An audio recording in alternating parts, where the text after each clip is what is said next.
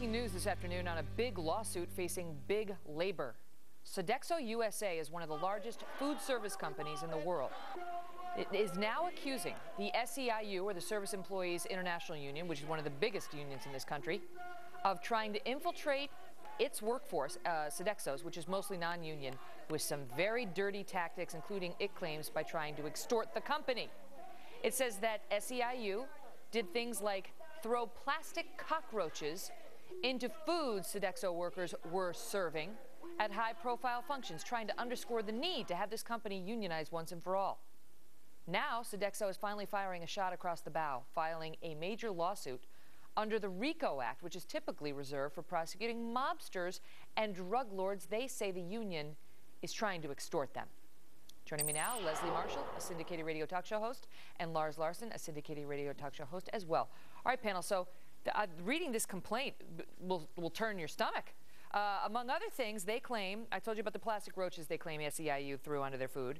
They say that this is all they say in an effort to try to encourage Sodexo to consider unionizing with SEIU. They try to instill fear and disgust in hospital patients by passing out patient surveys without a shred of factual justification, asking whether the patients have encountered bugs, rat droppings, mold, or flies in the food that the workers are serving, and then falsely claim at another company that food production plants have rodent problems and that Sodexo's unsanitary food prep has led to an infestation of maggots in a California hospital. And Lars, this company says it's had enough, that if they want to try to unionize, go to our workers, do what you're going to do, but we're not going to be extorted by tactics like this. Of course, they're all just allegations. Gee, thuggish behavior by unions. What a big surprise. You could have pushed me over with a feather. As a reporter 30 years ago, I covered my first long strike. It was teachers. They engaged in some of the most thuggish behavior you've ever seen. The same kind of vandalism, name-calling, and everything else. And today, 30 years later, the unions are desperate. Their president hasn't delivered on card check. Thank God. And the fact is they're down to one of the lowest levels of union membership outside of government, of course. In the private sector, what is it, below 7% now? And Sodexo has almost 15% of its workforce unionized, so they're already one of the more unionized private companies, but the unions are desperate, and SEIU in particular. It sounds like they want to push the other unions out, and they're now starting to battle each other. Thank God this company has the guts to go after them with RICO. This does sound like a mob-run operation, SEIU. Leslie, these are just allegations. They just, you can say what you want in a complaint. You're supposed to do it in good faith to comply with the ethics rules and so on. But and by the way, the SEIU has come out calling this a bogus litigation, and they say, look, collective bargaining and union representation are under attack in the United States. But if this company can prove that SEIU did these things, it's not going to help the SEIU's cause with the public. I don't think they're going to be able to prove it, Megan. I mean, Lars, to your remark about the teachers, oh, those teachers, those thugs, they're just like John Gotti, for crying out loud. Why don't you guys go out and try and find Jimmy Hoffa and link that to the unions? This is absolutely ridiculous. Handing out a survey, if in fact they did, is not racketeering. I mean, what about throwing false cockroaches on people's food? Well, this is an allegation. This is an allegation. Innocent till proven guilty. Either way, innocent till proven guilty. I don't buy it.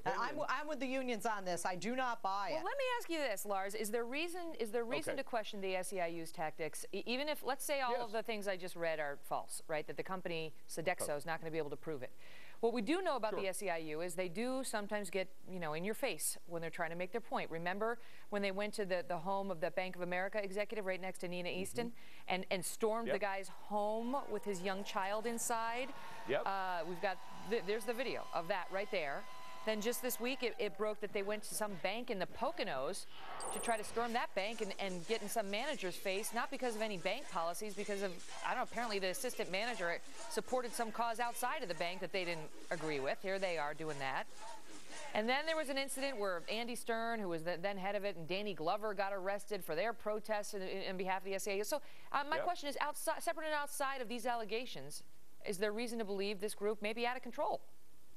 Yes, I believe it is. Look, Megyn, they don't call them the purple people beaters for nothing. The fact is that most unions will engage in this kind of behavior, and it's not that they're under attack, as Leslie says, they're unpopular. 93% of private workers in America who have every right to unionize under federal law, and the laws are very strong in favor of union organization, have chosen not to be represented by these creeps. And the fact is that even most of the people in government employment do not want to be represented by the unions, and the unions are growing increasingly desperate. They don't have a way to force people into unions, so they have to resort to these kind of tactics. Leslie, you have to acknowledge these unions are doing this out of desperation. They're losing their popular appeal. What about those other tactics, Leslie? There's some of those videos I just showed.